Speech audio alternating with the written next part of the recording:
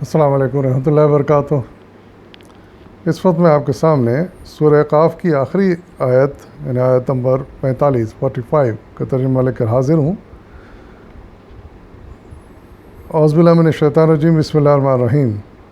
اے نبی، جو باتیں یہ لوگ بنا رہے ہیں انہیں ہم خوب جانتے ہیں، اور تمہارا کام ان سے جبراً بات منوانا نہیں ہے، بس تم اس قرآن کے ذریعے سے ہر اس شخص کو نصیحت کر دو جو میری تنبیہ سے ڈرے۔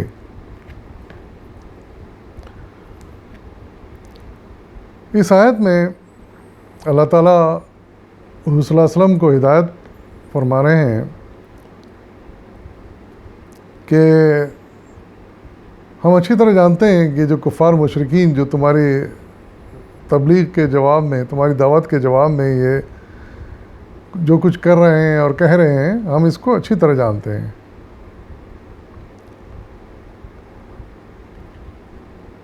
تو تمہارا کام صرف اتنا ہے کہ تم ان کو اللہ تعالیٰ کا پیغام پہنچا دو، اس قرآن کے ذریعے سے ان کو نصیحت کر دو، یعنی اپنی نصیحت کے لیے اس کو بنیاد بناؤ،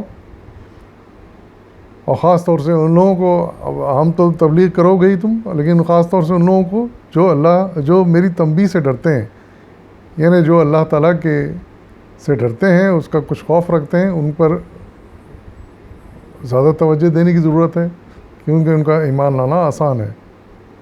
اور جو انکار کرتے ہیں، جو مذاق اڑاتے ہیں، ان کی پرواہ نہ کرو اور ان کو ان کے حال پہ چھوڑ دو۔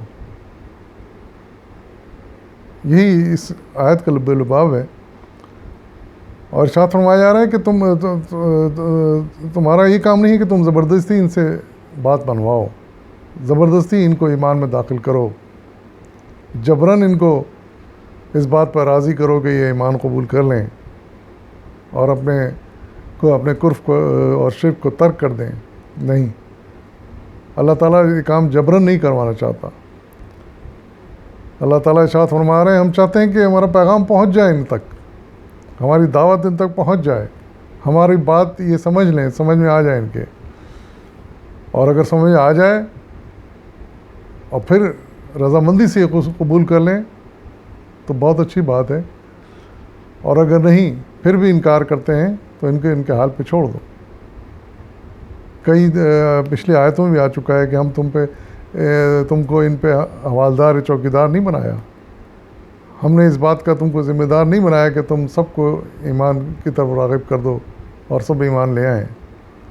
تمہارا کام صرف اتنا ہے کہ اس پیغام کو پہنچا دو، ان تک پہنچا دو، تاکہ یہ نہ کہیں آگے چل کے کہ ہمیں تو کسی نے کچھ بتایا نہیں، ہم تو اس بات سے واقف ہی نہیں تھے۔ یہ چیز نہیں ہونی چاہیے۔ ہم نے تمہیں بھیجا اسی لیے ہے کہ تم یہ اچھی طرح ان کو بات واضح کر دو، پہنچا دو ان تک پیغام۔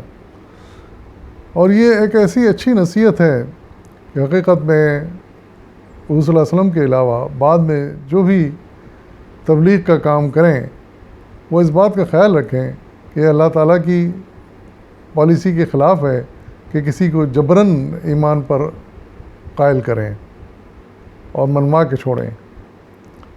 اللہ تعالیٰ چاہتے ہیں کہ جو بھی ایمان لائے اپنی خوشی سے سوچ سمجھ کر ایمان لائے، رضامندی سے ایمان لائے، جبراً کوئی بات نہ ہو، کیونکہ جبراً کوئی بات ہوتی ہے تو پھر دیر پا نہیں ہوتی، وہ اس کا اثر جلدی ختم ہو جاتا ہے۔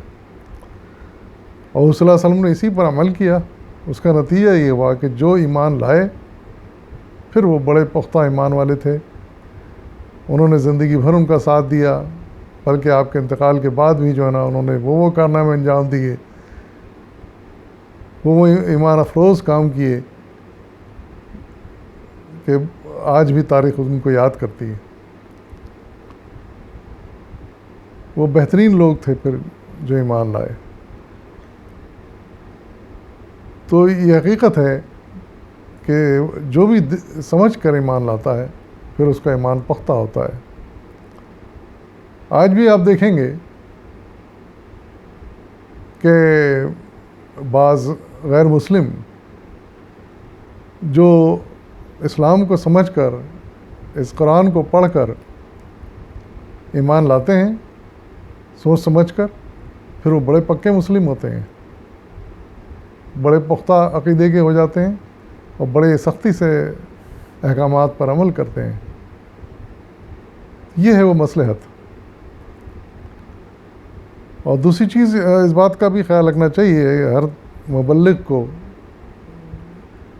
کہ وہ اس قرآن کے ذریعے نصیحت کرا رہے ہیں۔ اللہ تعالیٰ نے یہ بات کئی جگہ ارشاد فرمائی ہے کہ اس قرآن کے ذریعے ہر اس شخص کو نصیحت کرو جو میری تنبیہ سے ڈرے۔ یعنی یہ قرآن بنیاد ہونی چاہیے، ہماری تبلیغ کی بنیاد یہ قرآن ہونا چاہیے۔ اس کی وجہ یہ ہے کہ اس قرآن میں ہر بات کا ذکر کر دیا گیا ہے، ہر سوال کا جواب آ گیا ہے، بہترین طریقے سے ہر بات کو ایکسپلین کر دیا گیا ہے، کئی دلیلوں سے ہر بات کو واضح کر دیا گیا ہے۔ ہم انسان پوری کوشش کرتے ہیں، یقیناً ہم بھی دلیل دیتے ہیں، وضاحتیں کرتے ہیں، لیکن جو بات اس قرآن نے کہہ دی ہے وہ حرف عقر ہے، اتھینٹک ہے، اور اس کا انکار کوئی مسلمان ہو جانے کے بعد، ایمان لانے کے بعد پھر نہیں کر سکتا۔ اور یہی ایمان ہے کہ اس میں جو باتیں کہی گئی ہیں ان کو مان لیا جائے۔ تو ہماری کوشش یہی ہونی چاہیے کہ لوگوں تک اس قرآن کے پیغام کو پہنچایا جائے، کیونکہ بار بار اللہ تعالیٰ نے اس قرآن میں ہی ارشاد فرمایا ہے کہ اس قرآن کے ذریعے سے تبلیغ کرو۔ تو اللہ تعالیٰ ہمیں بھی اس بات کی ہدایت دے، اور اللہ تعالیٰ سننے والوں کو بھی ہدایت دے کہ وہ اس کی آیات پر غور کریں، سمجھیں، اور پھر اگر دل میں ایمان جاگ اٹھے تو پھر اس لو کو جلاتے رہیں، جلائے رکھیں، کبھی اس کو مدھم نہ ہونے دیں یا بجھنے نہ دیں۔ اللہ تعالیٰ ہم سب کو اس کی توفیق عطا فرمائے۔ وآخر دعوانا الحمد للہ رب العالمین۔